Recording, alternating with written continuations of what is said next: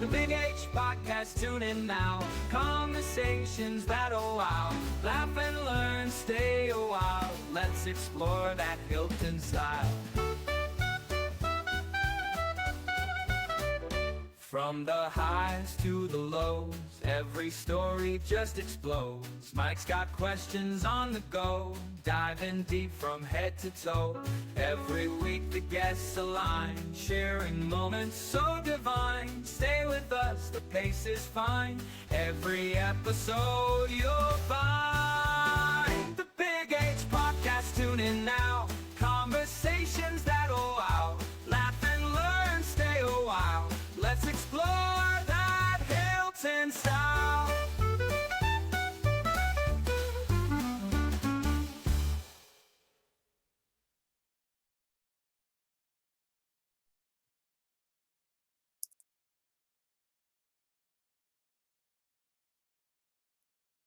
Ms. Krisann Craney, thank you very much for joining me on the Big H Podcast. Certainly. All right. I'm across the hall from you for the last few years. Stuck with me. Yes, I am. And you've been teaching for a while, and this podcast is kind of get to let our viewers know a little bit about you. Tell me a little bit about how your day was today at work.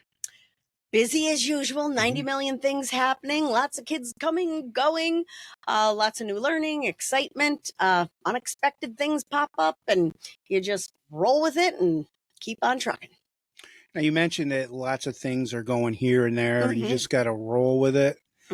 Is that pretty much the life of a teacher? Yes. Yep. It's a constant, never know what's going to happen, constant readjustments, and you're just always ready for the unexpected. What was something, give me an example of one of the unexpected that you had today. Wow. I'm going to have to think on that one.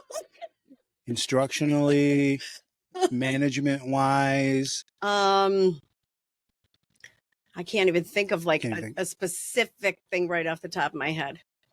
How about, did you go outside today for free time? Yes. Yes. Any injuries out there on the playground? Luckily, there were no injuries this time. Kids are getting much better at playing foursquare together. So always doing an extra little checkup on them for that. No one got stuck on the rock wall. That's a biggie. Yeah, the other day, one of my students got herself into a position up on the playground, up high, and then kind of froze and got stuck. And I was trying to figure out the best way to get her down with being able to support her by talking to her up the top. And then luckily there was another teacher that came over and climbed up the wall. So we were able to get her down the other day. So you just never know what's going to happen, you know? Now, one of the things I've seen about you is you're a high energy teacher and you're very well organized and try to be because like you said, a lot of curveballs can be thrown at you. When did you realize that you wanted to be a teacher? Was it always there, or did you grow into it? It was always there. I grew up in a house where my mom was an elementary school teacher. Okay. So I knew what was involved and for some reason still went for it. Just kidding. It just has always been in me. It's never been a question that I was always like, I wonder what I'll be when I grow up. I always just knew. And did you always know it was going to be at the elementary level? Yes. Or Yeah. I always thought that I was going to be a kindergarten teacher, but I never was a kindergarten teacher. But I knew elementary was where like I felt like I connected most because I'm goofy and like I'm just pretty much not cool enough to be like a middle school or a high school teacher. There definitely is a difference. I know, like levels. I can't pull that off. I'm not cool enough, so you know. But you're cool enough for a K through 6. There you go. And my drawing is good enough to impress an elementary student sometimes. What are some of the strengths you think you brought into the profession that you were just gifted with? Ooh, I don't know if I'm gifted. I think one of the most important things about being a teacher is being able to juggle about 50 million things at the same exact time. And my entire life, I've always had tons of things constantly going on. So I think just being used to that and being able to have your brain pop from thing to thing to thing to thing and keep track of all those is a really important quality to have. And that's something that I grew up with. I can't say I was born with it. It's like the environment that I was raised in just had that as an environment. Obviously, organization too, that you had mentioned is definitely a need for this because you have to keep track of not only schedules, but kids' personal needs, the papers, the curriculum, the standards, all of those things. So I grew up with that. You mentioned the phrase constantly going on things when you were growing up. Mm-hmm. What were some of those things that kept Miss Craney busy and were Mm. constantly in motion? Okay. Gosh, starting back early, I was a baton twirler. Okay. Mhm. I didn't know that. You did or didn't? Did not. Oh, yes. I was a baton twirler. So always having practice every single day. You would have parades to march in, things like that. You'd have competitions where once you got to a certain level, you'd travel like out of the state and things like that as well. And you'd advance through like different levels. So here's one of my little secrets. I can actually twirl fire. Wow. Yeah. So that was one of the things that I had going on. I was active like through high school in 3 different sports, basketball, or from my area, I would have said it more like basketball because I was outside Albany. Now I learned how to say my vowels correctly. So basketball, soccer, and softball. And I was part of the band, percussionist. And I was also part of the chorus and then the specialized singing group as well. And that was just me. And I was the youngest of 4. And all my siblings had tons of things happening too. So if you weren't doing it yourself, you were at somebody's game or practice or things like that. And still got my homework done. You're a proof that you can do all those things and get your homework done. And sometimes stay sane. Yeah. You mentioned that you had other siblings and stuff. Yes. Tell me a little bit about them. I'm the youngest of 4. The oldest is actually a phys ed teacher in Rush Henrietta. My next sister, she used to work at an air conditioning place, all organization. She's focused on her 2 older children now. My brother is John. He was in all the sports. Everybody was in all the sports. We're all in band. We're all in chorus. He lives outside Albany, and he is in law enforcement. Yeah. Do you get to see each other very often? You know, it really varies. Sometimes it's like a whole bunch in a short time period, and sometimes you'll go like a month or 2. But you've got texting and phone calls and things like that. Like we've got upcoming graduations happening, so we're going to be getting together for my niece's graduation, and then 2 weeks later, I've got my nephew's graduation as well. So, what did your mom do, and what did your dad? Okay, your mom was an elementary teacher. Yep. What did Dad do? My dad passed away. So he was the director of the Department of Social Services for the county that I grew up in. And that county was? Rensselaer. And that's just outside of Albany. Yep. I'll say it correctly. Albany. What are some traits and some characteristics you either took from your parents or you learned from them growing up? Extremely strong work ethic. Both parents, like super strong work ethic. You don't do anything extra fun for yourself. Take a break until what you need to have done is done. So high level of accountability, responsibility. The idea of thinking of other people before yourself. That's a huge part with Department of Social Services and with my mom. So I do constantly find myself like, what more can I be doing? What else can I be doing? What does this person need? Like, what can I do to be helpful for them? So that is going along with values. Just thinking of other people a lot and taking other people's backgrounds into consideration and just weaving that into your life and who you are as a person. Talked about accountability. Mm-hmm. Have you taken that on to your role as an educator? Oh, yes. I'm never a do the minimum kind of person. And I want to leave my classroom every single day knowing that there really wasn't much more I could have done for my kids during any moment of the day. I remember a couple of years ago in the beginning part of the year, I had my students were learning about geography. So we just did maps. And we started out with just like, can you make a model of the classroom? Can you make a map? of the classroom. And one of the students, they're putting the kids' desks and their chairs, and this is where the door is. And then they put where my table is and the chair. And he put, note, teacher never sits here. I was like, wow, that's really true, because I really want every second of my day to be powerfully engaged with kids. Yeah. What do you do with that student or students that aren't powerfully engaged? How do you get them motivated to get somewhere in the direction you want to take them? I always need to connect with kids in some personal way first. Mm-hmm. And if you're not connected with them just as a person, I really don't think you're going to get super far in that unless they're like a super highly motivated person themselves. In the beginning of the year, on the very first day of school, I always do like a first day of school interview paper, which really I'm really gathering a whole bunch of things other than just, their answers. Mm-hmm. But what I make sure that I do is I sort them for like who I really need to connect with first. And I talk with every single kid one-on-one. Just within the first week or so of school, and just talk with them and just get to know them more. And if they want to ask me, and I even have a spot, what questions are you wondering about me, fourth grade, just to really open that kind of dialogue right from the beginning. And if there's things that they can't stand, like, tell me, I want to know those things. So I know if I can be of a help in some way to help them work through some of those, if it's something that, actually needs to be worked through. Personal connection like that. Mm-hmm. Do you have a specialty in school that you enjoy, maybe one subject over another, or we know in elementary you kind of got to be a jack of all trades? Yes. Yeah.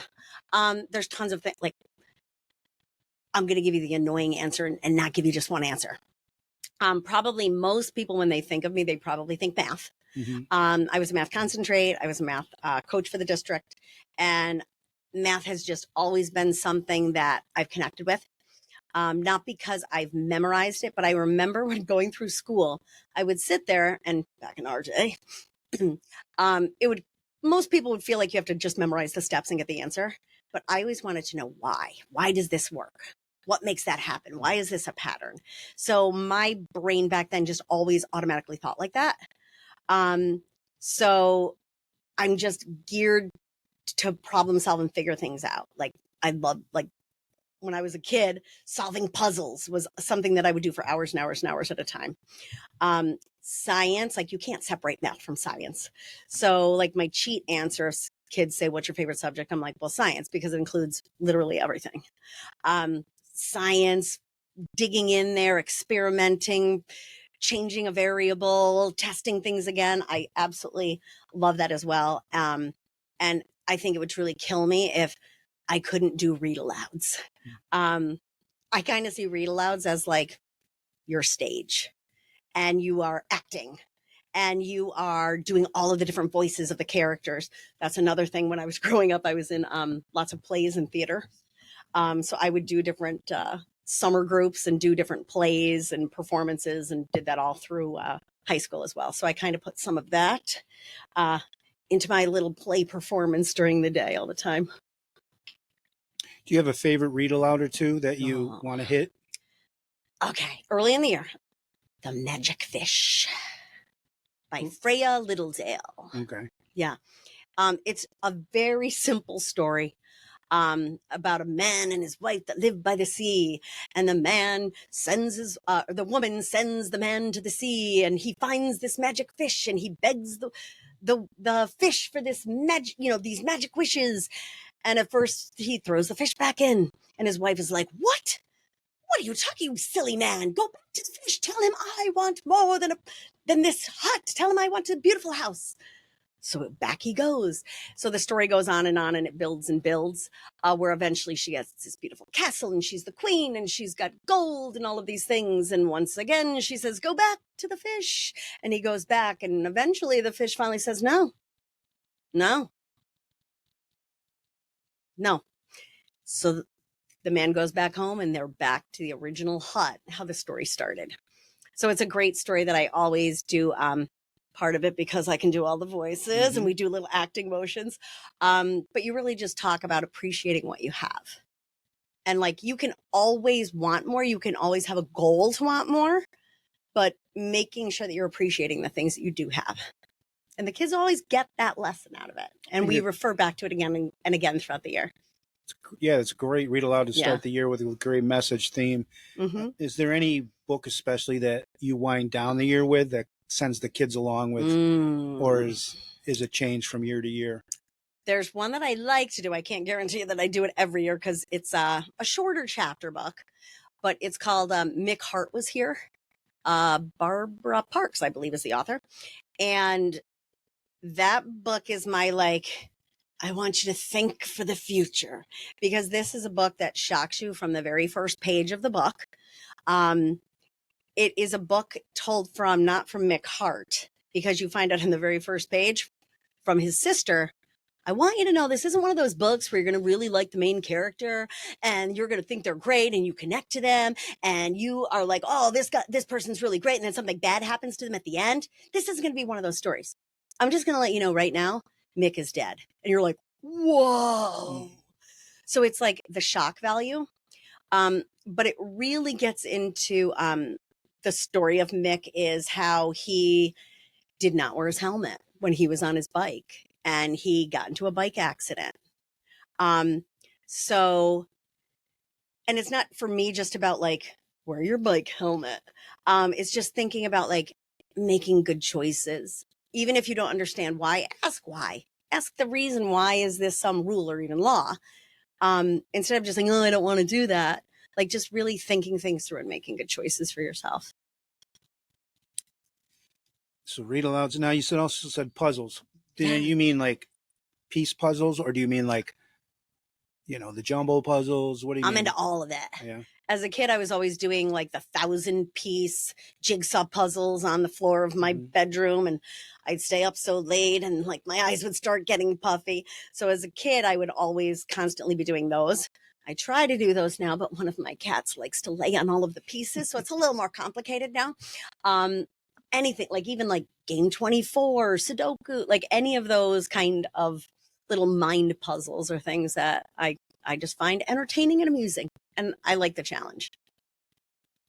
What was Krisann Craney like in the elementary levels as a student? Nerd. And I'm proud to say it. Like I will still tell my students now, like I'm proud to be a nerd. I love learning. I love wondering. I do remember seeing on one of the report cards that there may have been a year I might have been a little on the talkative side. Yep. I remember that. Shocker. I remember that on the report cards. But I was, you definitely do what you're supposed to do. I actually was an elementary student in the school that my mom was a teacher in. So it added, it added this like whole extra layer element of like, you really have to make sure you're doing the right thing because like your mom's down the hallway and they'll be like, I'm going to go tell your mom right now. And you're like, oh, yeah. I'm a pretty much by the book kind of person. So I'm just get what you have to get done and not just get it done to get it done, but seeing the value in what you are doing and taking pride in whatever you are doing. How about as you aged into the middle school and high school? Pretty consistent. I've been fairly consistent with like keeping track of everything that you're supposed to do. And the more responsibility that you take on, the more that you manage your time, make the right choices, prioritize. And sometimes one of the things that I do is things that I desperately want to get done. I will do those first because I know the things that I need to get done are going to get done no matter what. So if the things that I kind of really want to get done, I do those first, those are done. And then I know the things that I need to get done are also going to get done because that's just how I operate. So I kind of do it a little bit backwards of how some people do it. They do what they need to get done first. I just feel like I guarantee that I'm going to accomplish more that way for myself. When you were in high school, were there any memorable teachers to you, maybe that you patterned yourself after or made an impact on you? Wow, I'm going, wow, this is like going way back. You're making me really search my brain here. I didn't ask you when you graduated, so. Let me think. let's see. Oh, I did have an English teacher um, who would have us read. And okay, I'm going to prove my nerdiness to you right now. I 3 older siblings, and sometimes teachers, they've found things that are highly successful, work very well.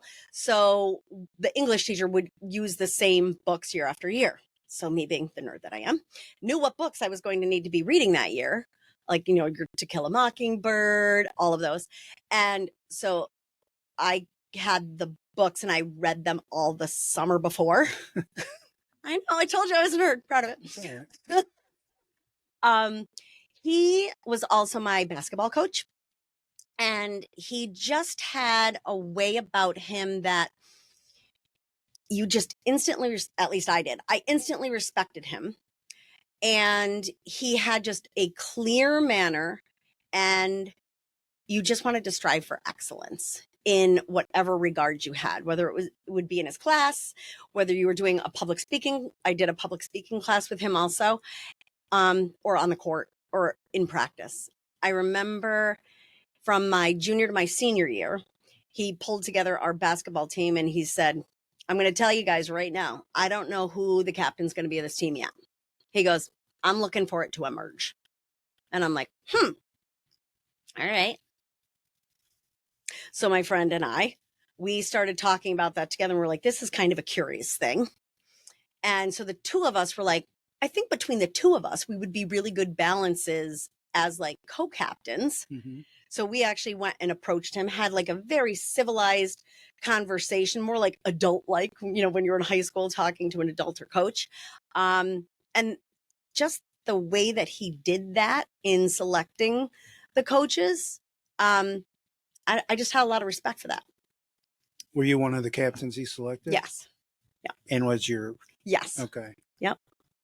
What type of leadership qualities did you bring when you were captain? Definitely like an encourager, like motivator. Come on, guys, let's go. We got this. We got this. We got this. I was a point guard. And I feel like a point guard's role is awareness of the court. You are aware of everyone's position, what their strengths are, how to use each player in a way that it is highlighting their best in the situation. So I think a leader truly needs to have a high level awareness of everyone on their team. Was your team successful? Yeah, pretty good. Yeah. What high school was it? Tamarack. Tamarack. Although it had 3 names, it can also be Brittenkill and it can also be Brunswick. And the mascot? Bengal tiger. That's why Eye of the Tiger. If you've ever seen my class in the hallway doing the Eye of the Tiger wall sits. That's where it comes from? Yeah, Eye of the Tiger. We used to have to do wall sits and they would play Eye of the Tiger. I know. I know. So you were in all those sports. Any other clubs? I mean, you already said my gosh, chorus, yes. and then, you were a percussionist. Yep. I was student council. My senior year wound up being president of student council. Wow, you're really bringing me way back. I was on a ski club. And that year we never got snow. So the ski club that never went skiing, I was on that club. The biology club, just pretty much anything there was, I was all in it. How many students graduated your senior year? Oh, I was tiny. I think it was like 86. So people knew things about you before you knew things about you. It was tiny. Yeah. What do you think? What a large student body is like Hilton, I think it's 400 or something. You came from 86. What were the positives and maybe some of the things you might have missed out with a lower number of students? Probably a missed out because there were fewer students. It gave you fewer opportunities and options for classes. So where we might have had 2 languages only as options, other schools that have a higher number of students who have a higher number of sections might have more options. There's way more courses, and I'm sure, things have changed over time.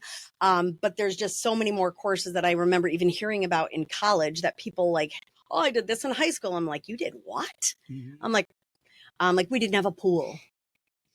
So any of those swimming things, like we did on our own, which, for me, it was fine because I grew up having a pool in my backyard. So I was lucky. But those kinds of things, because of your class size and school size, has an impact on the offerings that you're able to be provided. Like our middle school was actually connected to our high school. Mhm. And the middle school and the high school actually shared the same library. There was no separate one. So just, different. By having a very few number of people, like everyone seemed to know everything about everyone, or at least thought that they did. So that in a way can be a good thing because you feel like, okay, everybody knows me, but it can also wind up being like a negative if you feel like everyone knows everything about me. So for me, that was like a pro at some points and a con at others. How much has that school grown since you left it? Oh, it's doubled. Mhm. Easily, yeah. And I was one of the smaller classes, like going through there as it was. So most of the other classes were a bit bigger. But yeah, I think we were a double C and I think it's a B now or something like that yeah. Do you go back and watch games at all? I've gone back when they've gotten to the state level. Like the boys basketball team had gotten to the state level and the state finals at that time were actually at Hudson Valley too for the guys. So I went back there. People who I played with, their children were on the team. So I've gone back for things like that, but it's like a 4-hour drive. So it's not a quick one. And let's see, have I gone to, I don't think I've made it back for any homecoming or things like that. Mhm. If I had lived closer, I certainly would. I go to a lot of games here. I go to a lot of the SUNY Brockport basketball games. My friend's son plays on the team. So she'll actually drive out to some of the games and we'll sit together, kind of like freaky old times because she played like a center forward position at the time that I was playing point. So it's kind of neat being in the stands, sitting next to each other, and we talk about what our coach would have said about that play. So it's a little, walk down memory lane. I was thinking the same thing. I don't want to assume, but was basketball your favorite sport, or did you just? Yeah. Okay. Yeah, it was basketball. Yeah. Yep. Where'd you play on the softball diamond? I ended my career as first base. Mm-hmm. Yeah. And then I was backup pitcher. I was backup to the backup, but they never actually taught me how to pitch because we had the top pitcher for the whole area was on my team, but I think she got like injured one of the games. So then they put the backup person in and she just was really, really frustrated. So they were like, Krisann, go in. And I'm like, I don't even know like the rules of pitching. So the ump came out at one point. They're like, no, you have to have 2 feet here to start. And I was like, oh, okay. So I had like played around with it just, during practice doing like windmill and things like that. So I did throw some pitches in my varsity game as the backup to the backup. It rarely happened. Thank goodness for all. So when it came time to pick a college, where did you end up going? To Oswego. Oswego? Yep.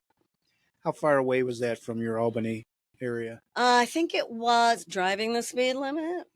Probably like, I don't know, maybe 3.5 hours, something like that. Did you have 2 or 3, 4 or 5 colleges you were thinking about, or you pretty much knew Oswego was good for? I wanted to just apply to Oswego, but my mother, being thorough, which I take after, she's like, no, you have to at least, pick another one. So I don't know. I picked something with a C or something. I was like, fine, I'll do what you tell me to. But Oswego used to be a teacher school. And it's actually the college that my mom went to. So I grew up with my mom's college yearbooks on the bookshelf. And I remember just pulling them off the shelves every so often and just kind of looking through them. And I think it just almost got ingrained in me that I was just like, that's it. How big was Oswego at that time that you attended? Oof. I honestly would not be able to tell you numbers. I know they've definitely expanded because they added additional residence halls and things like that on campus. I have no idea of the number. What was the culture like? Because haven't I heard Oswego's really cold?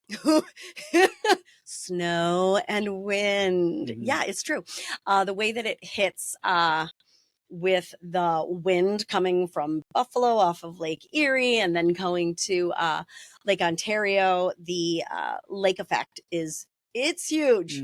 And there's always the stories of the ropes to get people to classes. There weren't any ropes when I went there. It was a doozy, I'll tell you that. Yeah. Were you involved in a lot of college clubs there too, or no? Yep, part of the chorus. Let's see, back then. Wow, you are really pushing my brain to think way back. You're doing a good job. I was an RA, a residence assistant. So that kept me extremely busy. I was responsible for creating programs. And then you had to do all these community builders, part of the, what did they call, hall council building government thing that I would be a part of. I wound up staying at Oswego actually for my graduate work. And I wound up being an assistant hall director at Oswego also. So then I was responsible for making sure the programs were happening by the RAs. And then I oversaw the desk attendants and the recycling technicians. I was also an RA in college at Geneseo. Talk a little bit about your responsibilities in RA and then eventually your assistant. Yeah, the building that I wound up being an RA in was very different than the building that I started out in. I was in a predominantly first year student that was 10 stories high. It was enormous. Ironically enough, that's where I wound up being the assistant hall director for the 2 years. But when I was an RA, I was on what's called Lakeside. And those buildings are much smaller. It's people would always refer to it as like country and city. And it was nothing, there wasn't a good or a bad. It was, things were just different. Much smaller buildings. So much more of the like everyone's in everybody's business. Sounds like my high school, right? And the odd thing for me about being an RA was each hall had 2 RAs. Well, I was in the basement, which had windows that opened to the back. But since it only had one wing, I didn't have like a co-RA. So like I was the solo RA. So that was the thing that was a little bit odd. But you had students who were first year students. You had students who had been in that same exact room for 3 years, and this was their 4th year. And who are you coming in here? But, people can feel however they want to feel. I just wanted to make sure that everyone would feel welcome, safe, secure. I would bake a cake for every single person's birthday on my floor. We would all gather together and I'm like, okay, it's birthday time, guys. So we would all come together if people wanted, and just sing happy birthday to each person, because I felt like for a lot of people, that was probably their first year that they didn't get their own cake. So I would make sure that I baked a cake, and we just joined together and sang. And of course, everyone hoped that the person would share the cake, which is probably a motivator for them coming to sing. About how many people were you overseeing? Mine was only half the hallway. So I think there were only 20 something. Yeah, because I had the smaller portion. And I had the recycling techs down there. So those weren't rooms that people were living in either.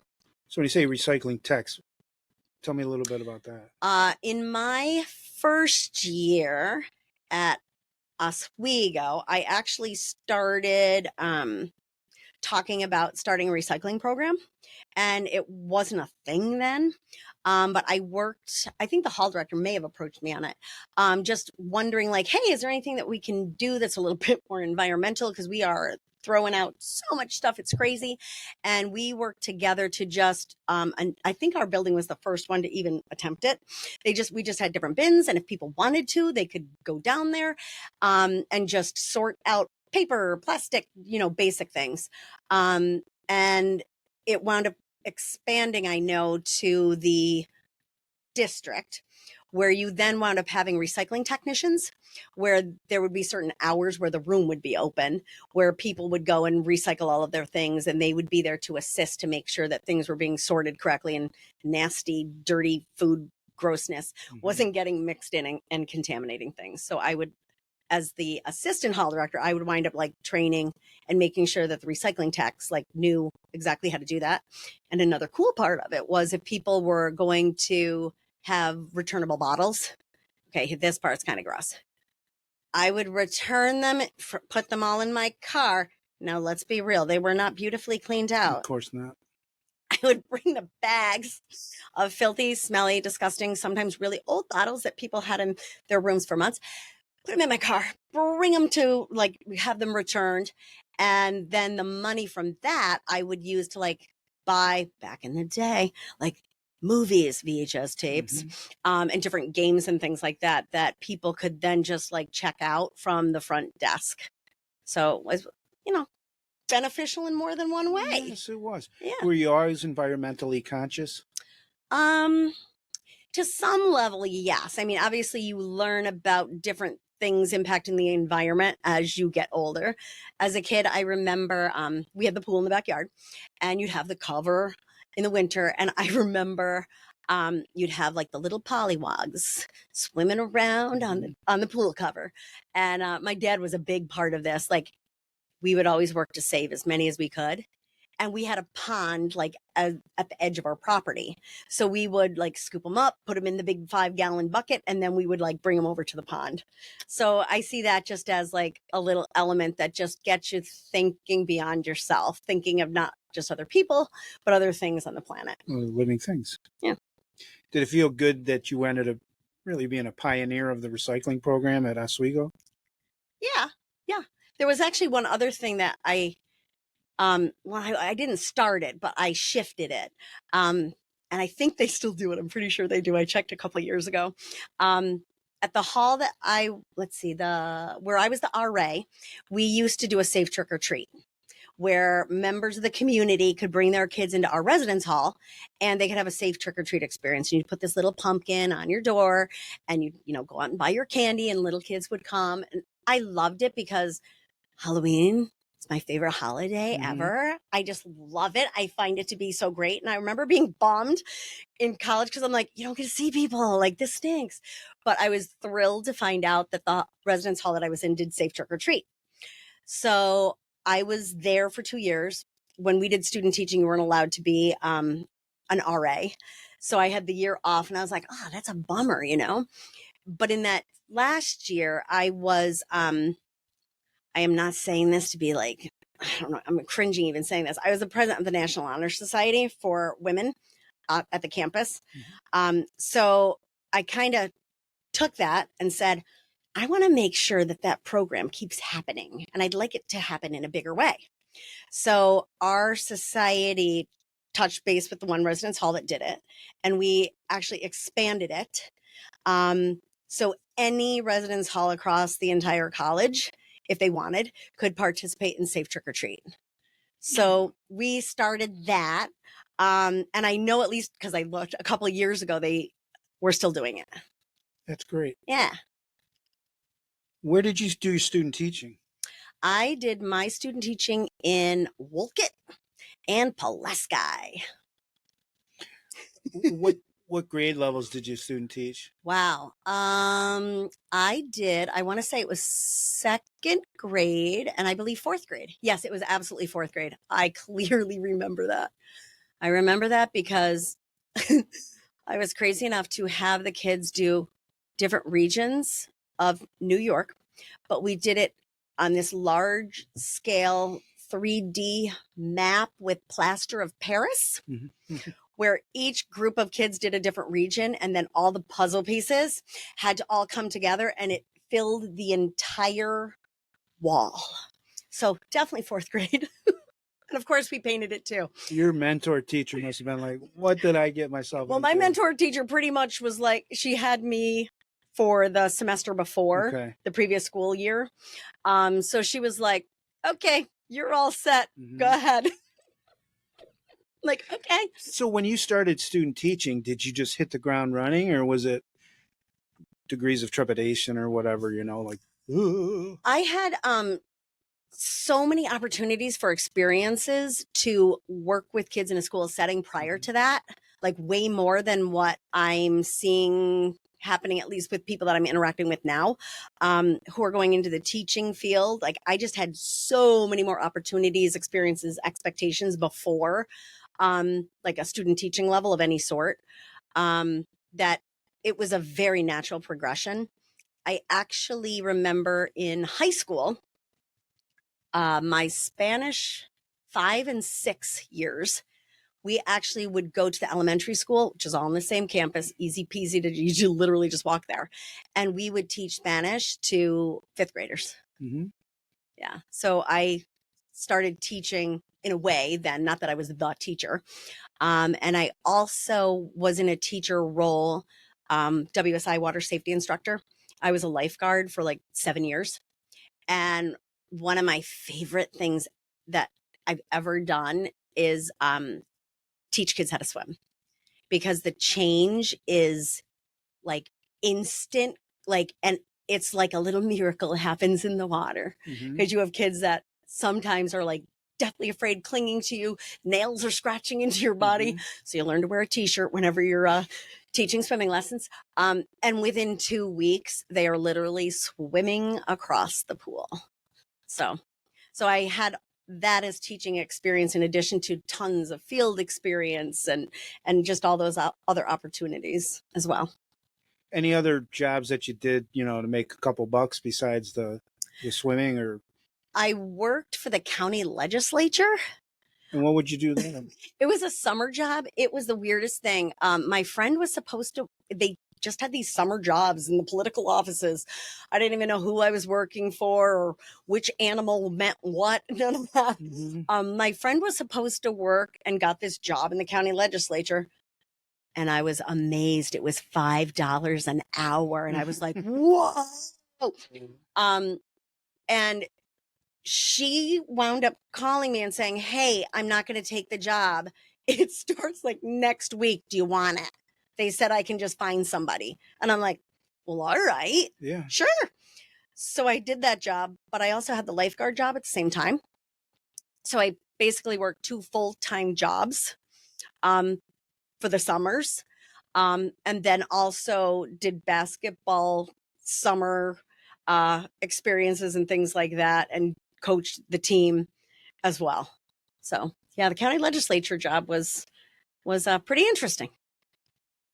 Well, what'd you do? Did you write, make phone calls? What were you doing? I wound up, it was kind of interesting.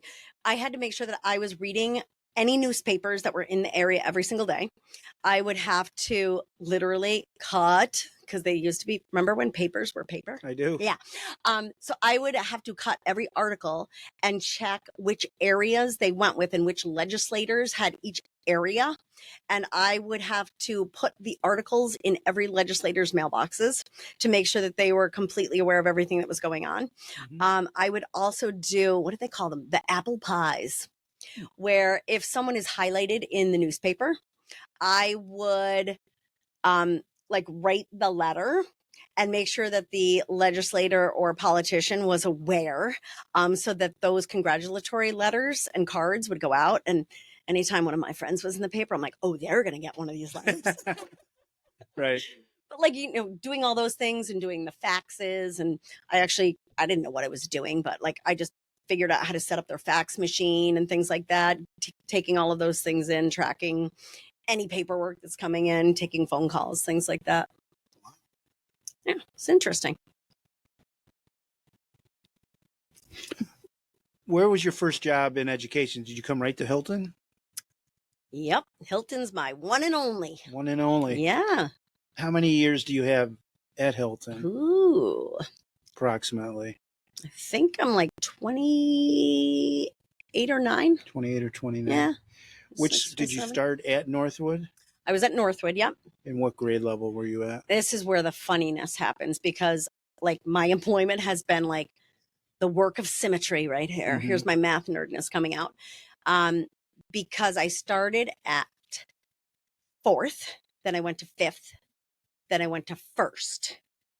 Then I came to Village and went from 1st to 5th to 4th. Hopefully I'm saying it the right way, because it definitely went symmetrically, with a couple years of being the math coach in there too. Yeah. Any particular favorite grade? I love all grades. This is my don't take this in a completely sick and twisted way, but I always say, like, I would date any of the grades. I would marry 1st grade. Okay. What's about 1st grade that you would it's Mary.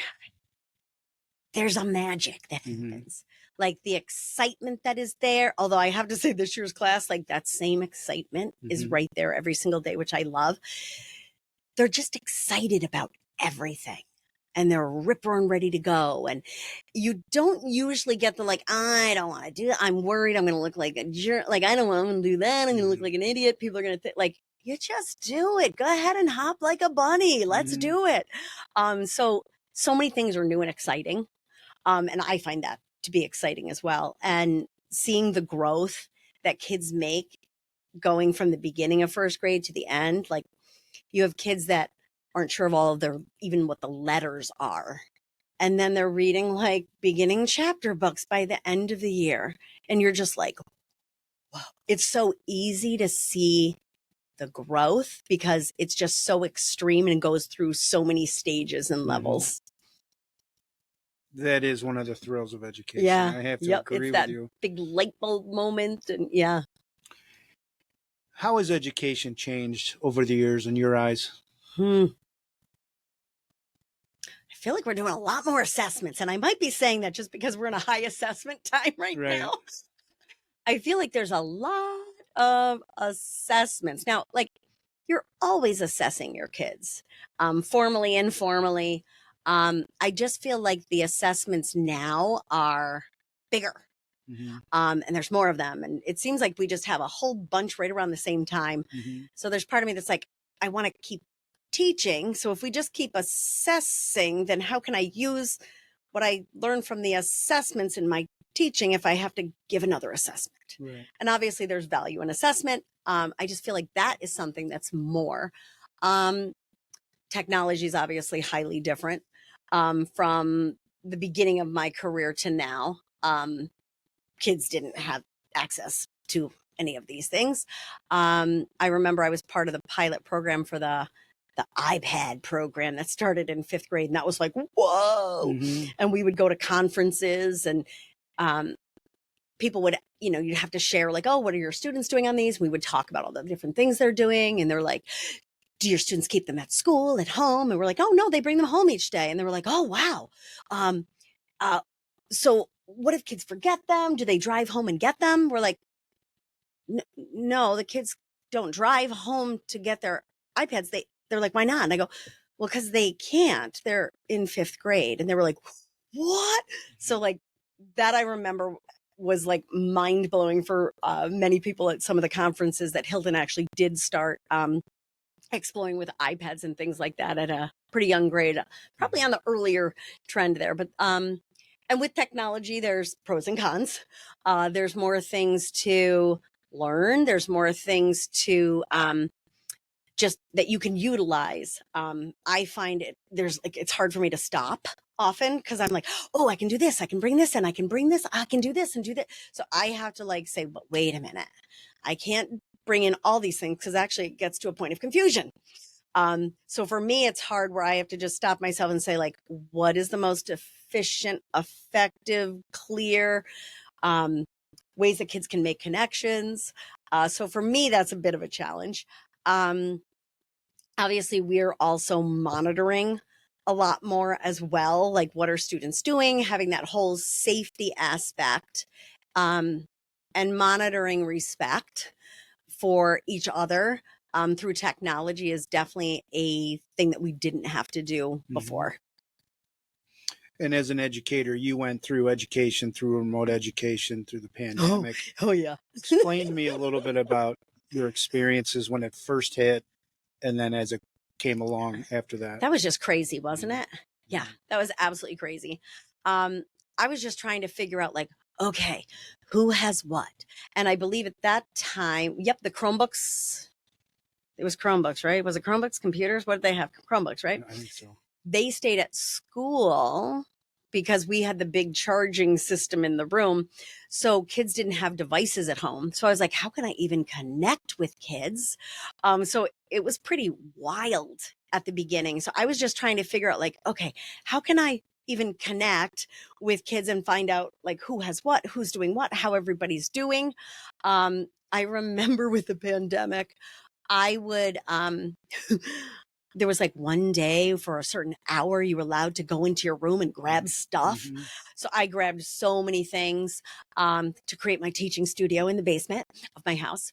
But I remember I just put baskets and baskets of books, and I put them at a spot outside school, in a spot where if it rained, it'd be okay. And I just sent to families like through email saying, hey, if your child's looking for books to read, pop by the school during, this day and just grab some books. Mhm. If you can return them maybe by the end of the year or whenever we return, that'd be great. I remember I even did at the park, I would do like a pickup of like supplies and things like that so kids could still do fractions. I remember we were doing the fraction pieces and the dice. So I was cutting all the strips of paper and making all the videos just to try to still feel connected to kids. Yeah, that was really challenging because some kids did not have access to technology still, or their Wi-Fi wasn't good enough. So if a sibling was on the Wi-Fi at the same time, they couldn't connect in. So I wound up doing a lot of videos so people could access them as their schedule allowed. And then again, if they were confused about things, they could go back and rewatch things. Mhm. A lot of the live meetings that we would have together with the class were mostly for socialization. Mhm. And then I would do the additional live ones for students who just were like, hey, can you go over this? I'm confused about this. So I had like different purpose ones. But yeah, my teaching studio in the basement, it's there if it needs to be, but I've moved the dry erase boards and markers and things like that off to the side finally in hopes that we don't need to experience that again. Yeah. What do you think the effect has been on those students that were hit by I would say almost like a year and a half, where they're either Mhm. the hybrid model or completely out of school from Right. that March time all the way to June? Right. Part of that I think depends on how much they were able to still stay involved in their learning from an academic standpoint. I would say probably more of the things that might be an impact that might hinder the future of them would be like having patience. Hmm. Like you can't be the only one right now. I remember even when we did the hybrid model and you had the half a class on the one day and the half a class the next day, and eventually you got to the point where like, ta-da, now we're magically one class. And I would say to them, I'm like, okay, you guys, I just need to let you know there's 12 of you right now, there's going to be 24 of you. Mm-hmm.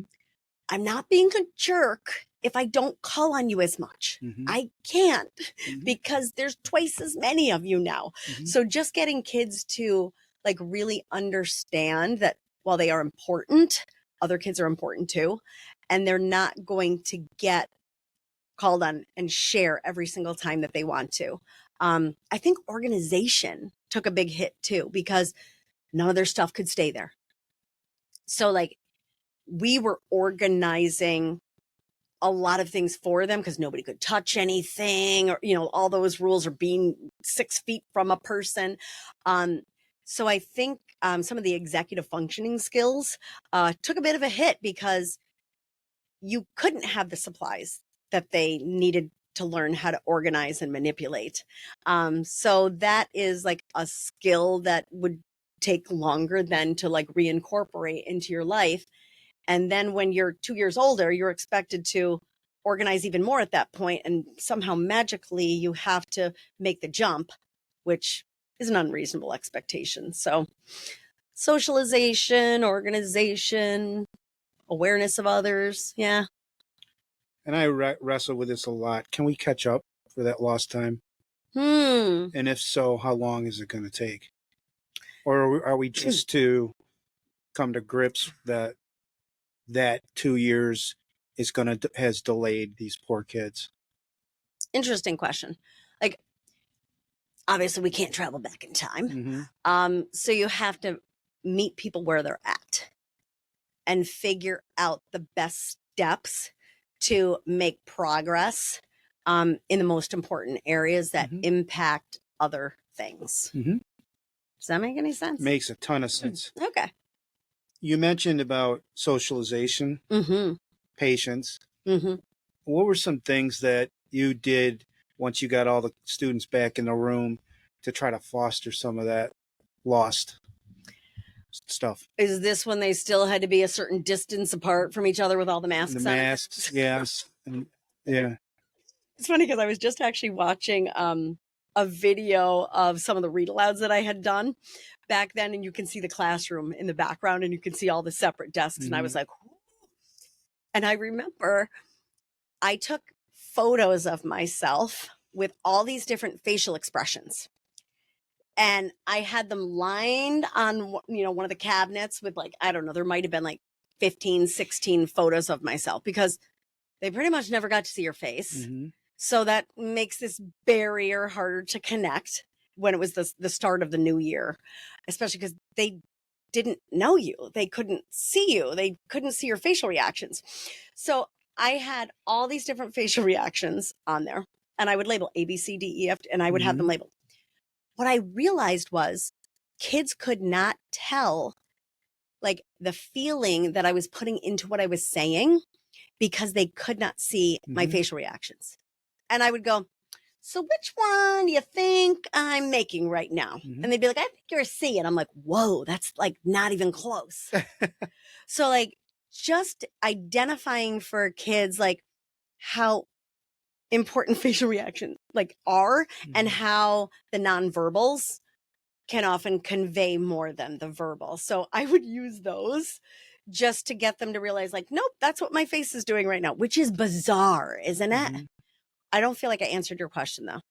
You asked something about, I went off on my own little tangent. It's okay. That's when what they all podcasts came are back for. together. Correct. That's what we were talking about. When they all came back together. How did you get the connections back and the socialization back? What were some of the methods? You described one right there, you know, which one is from these A through D or whatever. All right, you ready? Yeah. This is how I like to have kids connect. Kickball. Mm-hmm. And in the beginning of each year, I like to start with kickball.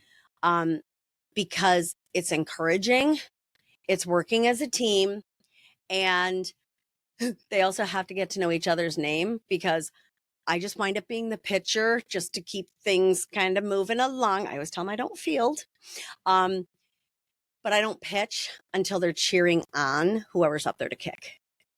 And the cheering can come from the team that is kicking, and it can also come from the field. So they wind up encouraging each other, even though they're on different teams. They're realizing like we all are really a team. So I use kickball and it's fun like for a lot of different reasons. And then in the winter, what I like to do is kick snowball, which is a different version of it that keeps you moving and just get you to connect, have some fun, get some energy out, encourage each other, hear people chanting your name. You're one of those teachers too. You take those students out regardless of whether cold, snow. Yes, I like to get them outside. Get them outside. Well, sometimes I say, I don't feel anything. Do you feel? I don't feel anything. Get outside. Yes. You like to travel, correct? Yeah. Okay. Tell me a little bit about your travels, with whom you travel, where you've been. Yeah, traveling. I love it. Pretty much I do my best to do a big trip somewhere each year. And it started out where my mom and dad and I, because I'm single, we would pick some place to go and travel. So we would go to like China, Australia, New Zealand, and just, I always need to have something on the trip where there's some interesting experience that I'm really looking forward to. Like New Zealand, the glowworm caves. You go on this boat in these huge caves, pitch black, and it looks like the night sky lit up by glowworms. Like, so I just like to gain experiences and just meeting people from different cultures, circumstances, beliefs, just to really broaden your horizons, give you a better understanding of like who people are, what the world is like. One of my favorite places, and I don't normally repeat a place, I will, but it's not my goal. I love Costa Rica. Absolutely love it. tons of like hiking through the rainforests. You've got the sloths. I absolutely love it. They've always been very environmental, so their wildlife, flora, fauna is just phenomenal. Costa Rica is a place I would definitely go back to. I mean, I just remember there's a double coned volcano there, Arenal. And it was actually technically, I can say it was erupting. It did have some lava just coming down the edge of the volcano while I was there. And I don't know, I feel like it just changes you as a person when you have these experiences. I went to Africa, Kenya and Tanzania. And on that trip, I just remember sitting there and just attempting to take it in, which you really can't. And I just remember thinking, I thought I knew what the world was, and I definitely didn't. It's just amazing what the planet has to offer if you're able to prioritize, take advantage of, work for, have the privilege of being able to get to different places. It's truly amazing. Do you have plans for this summer? Not yet. I keep looking. I am always like looking online, trying to find different places to go to and things like that. Sometimes I might have a trip booked and like it might get canceled because there are travel advisories and things like that. So I haven't booked it yet, but I am actively looking. Do you have any suggestions for me? I got a couple questions that I'm going to get to. Have you ever been fearful on any of your travels? Ooh. Because you talked about travel advisories, so in advance, but Okay, my mind automatically, of course, went to animals. what are you thinking of Africa? Yes, is for both areas. In terms of animals, we were in our Humvee. The other group that was part of us, they were right next to us, and they were charged by an elephant. Their vehicle was being charged by an elephant, and we were right there, and we're all going, yeah. And the driver honked the horn, threw it in reverse, and the elephant just like went stopped, and all the dust kicked up all over. Yeah, that was pretty wild.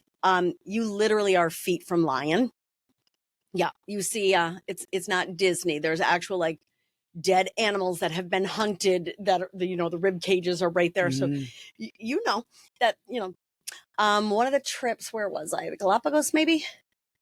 I went snorkeling and I heard there were sharks in the air, and I'm like, that sounds cool. Let's go find. I'm like, is there a certain area I should be looking at? And so they told me, if you dive over, there's this huge rock over here. If you dive down, there's this like kind of cliff kind of thing underneath the water. Why, like, just go under there. So I dive down and I'm like trying to see. And all of a sudden, two white tip reef sharks, not Jaws, came right out at me. And I, of course, have my little underwater camera ready. And it was so close that my picture just came out gray. And I was like, that might not have been the smartest thing I've ever done right there. In Egypt, this was supposed to make us feel better, I'm sure. But my mom and I were on that trip. My mom, dad, and I were on that trip. So it was just the three of us. We weren't with a group. I scheduled it because our other trip was canceled. So I had to reconfigure it. And we get to Egypt and we are at the airport and we see the little sign with our name on it. And I'm like, okay. So we're walking out and we get to the vehicle and there's a driver and the person with the little sign. I'm like, this is our tour guide. And then there's this man in the passenger seat in like a 3-piece business suit. I'm like, okay, who is this? So our tour guide is, saying, oh, where this is here. I'm going to take you to this place. And I'm like, who is that? And they're like, him? I go, yeah. He goes, he's your bodyguard. I go, okay, right. I go, who is that? He goes, he's your bodyguard. This is Egypt? Yeah. And I'm like, wait a minute. Why do we need a bodyguard? And his explanation to me was that their government thought it would be impressive to American travelers to be assigned a bodyguard. And I was like, but why do I need a bodyguard? Mm-hmm. Mm-hmm. So we would be walking around the pyramids and different places, and the bodyguard was right there. And he was like, any problems? We're like, nope, everything's fine. Nope, nope, don't take that out of your holster. Mm-hmm. Nope, we're good. Mm-hmm. So it actually made me feel a little like uncomfortable by having a bodyguard. But I now can say I've had my own bodyguard. So, you know, there's a little story in and of itself. I did go to, let me think, Turkey. Mm-hmm. And I came back from the trip, and I think 2 days later, they had on the news that there was a bombing. And I wasn't like fully paying attention. I was doing things at home, and I look over and I go, wait a minute, I know that fencing. I was like, wait, what is this about? And I was like, I was in that exact place just days prior. Yeah. So There's when risk, you know? all of this traveling, Yeah. how has it made you reflect on the United States? I think, you know, I'm going to tie it back. Appreciate what you have. Mm-hmm. Be aware that there are things that are different in different places. Yes, you can always thrive for different things. Appreciate what you have. Like, stop and acknowledge what you have and appreciate that. Well said. What do you think 3 words to describe you are? Or either that you would describe, or maybe somebody else would describe you as. Okay. This is one of my favorite words to even just say because it's fun. Effervescent. Oh, can you define it for me? I only teach 3rd grade. Stop it. Bubbly. Effervescent. Think of like all those little bubbles that are inside soda, just bubbling up and, you know, coming up to the top. So I would say effervescent. I would agree. I would say thorough. Thorough in many areas, not just with physical things, but my thought processes. Mm-hmm. And I think I would say, I don't know, either open or willing. Open to trying new things, willing to give things a shot, even though if I have no clue what I'm doing. Mm-hmm. Just like going for it. Good way to live your life. I hope so. Unless I get eaten by a shark. I'm amazed. I didn't realize you visited all those places. What was Costa Rica? You said that was one of your favorite. Love it. And why was that? Is it just the weather was so beautiful, or? It's the wildlife. Okay. Just like there's so much wildlife there. Mm-hmm. Like my favorite animal is a sloth. So you've got the 2-toed sloth, the 3-toed sloth. And it's just the way that everything truly fits together and works together so cohesively. They even have, I don't know the scientific name. I know I have it written in one of my books, but they call it the give and take tree. Okay. Where there's like different thorns going all along the main trunk of this. And if you get poked with that, you're going to be extremely sick. Yet the cure for it is the leaves at the top of the same exact tree. Mm-hmm. So it's just like, there's like the entire like symbiotic relationships that just exist. And it's just so layered within itself and connected that you just walk through the rainforest. And while you're making sure you don't step on the ants and have the venom viper get you, like you just are, it's a calmness and wonder. Yeah. It's a feeling. It's an aura. If you could take all the people that you care the most about, would that be your retirement place? And if not, where would your retirement place be if you had to settle down in just one spot? Ooh. Costa Rica's way up there. Mm-hmm. But I don't think I could answer that because I haven't been to enough places still. Oh, and it's a devilish answer. I like that. All right. So what advice would you give a high school senior if they were wanting to pursue education and teaching? Make sure you are extremely passionate about teaching and kids. Mm-hmm. If your heart is not a full 100%, knowing that this is exactly what you want to do, I'd have caution. because being a teacher, at least I think, is pretty important. I love working with kids. Are there sometimes frustrating times? Of course there is. And there's tons of things that you can't control, but I love teaching. And if you don't have that strong desire, love, compassion, willpower, style of work, drive within you, it's going to be tough. So just making sure that this truly is what you want to do, because these are kids that, I'm going to sound like a cheese ball, but this is what I believe. Like, they are our future. So if you're not willing to put your full self into them, don't do it. Yeah, Or at I least can't learn disagree. more. At Well, least learn can more. I ask you follow up is what do you do, because you're going to be tested on compassion and passion and all that. What do you do when you're challenged during those times? Can you give me what do you mean by that? What do I mean by that? You're passionate, you're Yes. you're empathetic, you're all of those things. You got to truly love kids. There are just some students that are really going to push your buttons, are really going to test all the grit that Krisann Craney has. How do you respond in those? Yeah. I have to keep going at a different angle. Okay. To just connect. Because if you are giving it back to me, it's throwing everything off with other kids learning, other kids' sense of feeling important, respected. If it's impacting them too, like, I need to get to at a different angle. Sure, I'm going to throw a football with you if you want me to. You can even teach me how to throw the football. But I have to connect with you in a different way.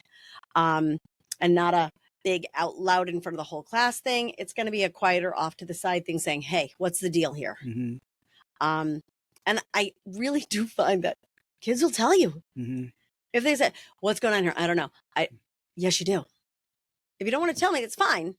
But like, I truly want to make things better, because I don't know about you. I go, it doesn't look like you're having much fun here. I'm like, so what's it going to take? Like, what do you need here? What's going on? Always just going another angle. Where do you see yourself in 5 years? Did I hit the lottery or no? I would just say continuing to learn, continuing to wonder, reading, just delving into anything where my brain goes, because I just keep finding the more that you learn, that you have more to learn. And I just want to keep learning more and more. That's one of Hilton's major tenets, is lifelong learners. I didn't even do that on purpose. Dr. Kasorik, you like that? Where do you see education in 10 years if you could be a prognosticator? Where do I see it, or where do I want it? I think you can answer both of those. Where do you think it should go? What do you I think we need to keep people connected and thinking about other people, and how you always have the greater good in mind, where it just might not be your turn now, but there's a better purpose of you not having your turn right now. And just thinking of how we can relate to each other, kind of like being the point guard on the basketball court.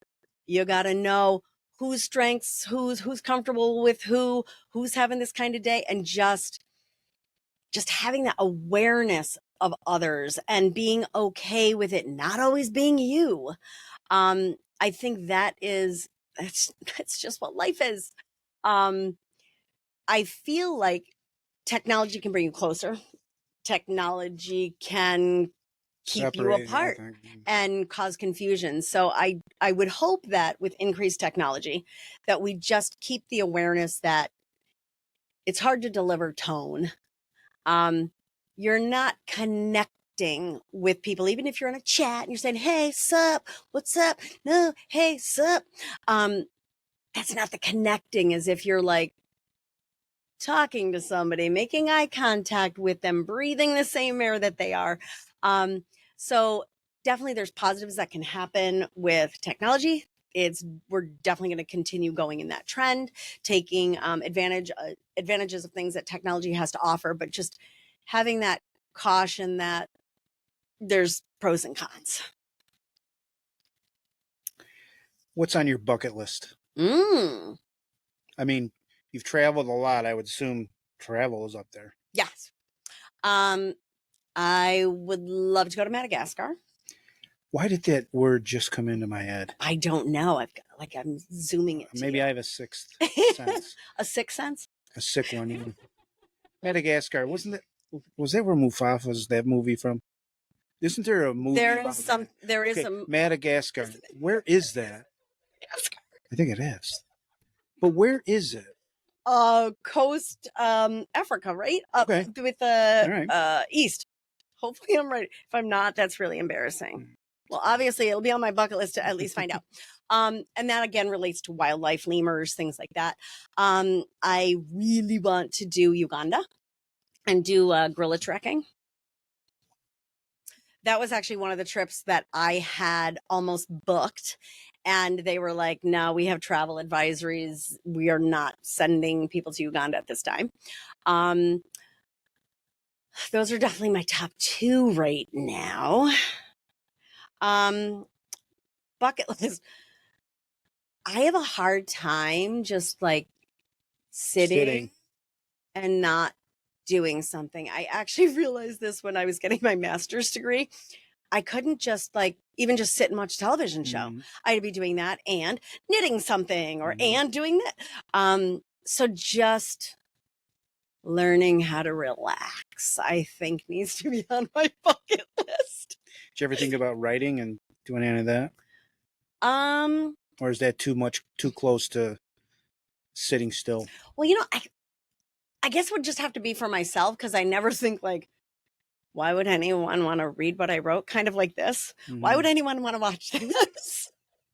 I'm getting a lot of it. So if it was for myself, I could do that. But I don't know. In the back of my head, I'm always like, who would want to read this? Well, before we get to some final thoughts, just some favorites. I always like to hear people All right.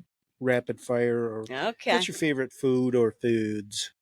Chocolate. Anything chocolate? Yeah. What's your favorite candy bar then if you're doing chocolate? I have a lot of allergies, so I'm Okay. really limited. Okay. So it's a plain dark chocolate, probably. Okay. All right. No, I have one. Trader Joe's sunflower cups. Really? Yes, they're fake peanut butter cups. I never heard of them, by the way. Trader Joe's, make it happen. Yeah, I don't really remember what peanut butter cups taste like, but it's dark chocolate. It doesn't have dairy, and it's like a peanut buttery substance made from sunflower. Yeah, sunflower cups. Trader Joe's. See, I got one. Okay, sorry, that wasn't rapid though. That sounds awful. Doesn't have to be rapid. Do you have a favorite movie of all time? Oh gosh. Or if you want to separate by genre, Okay. For it to be a favorite movie, it has to move me in some way. So, Boy in the Striped Pajamas. That is emotion. Oh, you're gonna have to watch it, but like it's heavy. Okay. Like, is it a chick flick? No. Okay. No, history. History. Yeah. Around what? Boy in the Striped history? Pajamas with concentration camps. Oh, that would be heavy. Yeah. Based on a true story, then, if it's history, is it historical? Nonfiction, it's definitely historical. There's definitely historical research done. Put it on my list for the summer. Yeah, that it's heavy though, because you're gonna be like, oh. Goofy, hysterical, silly comedy. Now the title sounds awful, so I'm almost cringing to say it, but it's nothing like this. Naked Gun. Of course, there's nothing naked about it. Surely that's a good movie. I'm not kidding, and stop calling me Shirley. There you go. Do you have a favorite book? I loved more recently Water for Elephants. That just like the beginning just made me like so confused and curious that I'm like, what is going on here? and you read the book, and then you're like, oh, finally at the very end, and then you have to read the beginning again, of course. Okay. Water for Elephants? Yeah. And then my favorite children's book, like non-picture book, Bridge to Terabithia. Reading that just like ripped me apart. I remember sobbing reading that one. All right. Yeah. Do you have a favorite quote? And who said it? Try not, do or do not. There is no try. I like it. Do you know who said it? Kennedy? Yoda. I forgot. She said she was a nerd. Yeah. And There's Star the Wars is right. Yeah. You're supposed to say it like Yoda. Bro, Crazy you are. I know you were just saying that you really, it's hard for you to sit down and watch a TV show. Mhm. What's the last TV show or binge program you did watch, if indeed you did? Cobra Kai. Got through all of Cobra Kai. The show. What was the show that you had mentioned? The Blacklist? No. The one that's with the technology Rim? the awareness. Person of Interest? No, with the kid. I live for TV, so I can't believe I can't remember. Kid. There's only like 4 shows, and they did the filming with the drone. Like Adolescent? Yeah. That was a zonker. It is a zonker. Yeah, that was a zonker. It's tough. Yeah. I think you also have board night. Do you have a favorite board game? Ooh, there's so many. Ooh. I literally have an entire wall of games. My nephew actually just came over like a week or 2 ago, and we did like game day / night. I don't know. There was this new one that he brought over that was hysterical. It's something to do with cheese. It has many layers to it where you have to keep track of all these different things at the same time. It's a name of a cheese. I can't remember what the name of the game is, but I took a picture of it. Some kind of cheese. Okay. Not Parcheesi? No, not Parcheesi. No. Who Stole My Cheese? Isn't that a book or whatever? Yeah, it is. That is. That is. Now, you said in your retirement days you want to learn how to relax. Yeah. What's your relaxation activity now? There isn't one? Sleep when I get to it. I don't even have time to eat food. I should be skinnier. One of my final questions, and then I'm going to let you have any final thoughts. A person from history that you'd like to have dinner with? This is going to be an awful answer to your question. I don't think it would be a famous person. I think I would rather like a person. Right. It would be like my uncle or my dad. Yes, that's fine. Yeah. Yeah. Just to have more time. I've had other guests say the same thing. Family members that have passed on. Yeah. Maybe too young, so you want to have that extra time with them. What do you think your conversation would be with your dad? If you could tell him something that maybe you couldn't. See, the thing is, like, I don't even know, like, if there's some pertinent thing. It's just, like, the time. He knew how you felt about him, right? Yeah. Final thoughts. I have to think? Well, I mean, my final thought from talking with you is I think what I like that you said, through text and technology, you can't deliver tone. Yeah. And part of my doing these podcasts is I learn about people, and sitting across from them, you get a feeling for them and you get that tone. You've been teaching across the hall from me for 4 or 5 years, and we have that interaction in the hallway, and it's fun and welcoming the students, and you hug kids, high five. I'm just glad you joined me for this podcast. I hope I didn't bore you to death. No, you didn't. Even got this far and watching. No, and I just really thank you for being my guest on the Big H podcast. I've appreciated your support of the Hilton Girls Basketball program over the years. And thank you for being my guest. Thank you for having me. See you tomorrow in the hallway. You know it. Can't get rid of me. High energy, Krisann. This has been Crankin with Crazy with Craney on the Big H podcast. See you real soon. The Big H podcast, tune in now. Conversations that'll wow. Laugh and learn, stay a while. Let's explore that Hilton style. From the highs to the lows, every story just explodes. Mike's got questions on the go, diving deep from head to toe. Every week the guests align, sharing moments so divine. Stay with us, the pace is fine. Every episode you'll find